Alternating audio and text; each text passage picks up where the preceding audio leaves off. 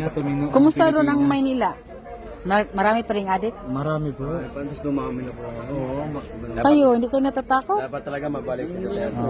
Okay naman po kasi katulad malaking tulong din yung mga Matatakot ka naman doon, mga gumagawa ng illegal. Pero kung talagang ano ka namang tao, di mo kailangan matakot. Kasi maganda naman yung ginagawa niyo. Tsaka ano po, pwede po di sila natatakot lumabas ng ano kasi alam nila ang safety. Ngayon, doon sa Maynila. Ngayon, puro ano po, dami magnanakaw, patayan, krimen. Kayo, lalabas kayo ng madaling araw? Malabas naman po kami. Pero nakakita po kami mismo. Nakakita po kami mismo ng ano, after na mga nangyayaring di maganda. Mga dating hindi na nangyayari. Nangyayari ulit.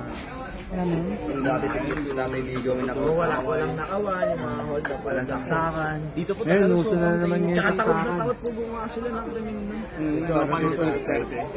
Ito kahit yung maglabas mo lahat ng wallet mo, naglalakad ka.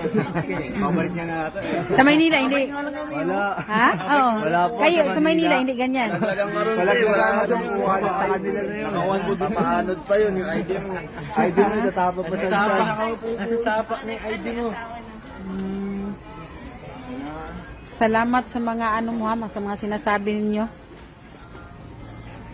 Sigad lang din talaga makakapagpabalik kayo yan na tatay. Pray tayo na makakabalik si tatay.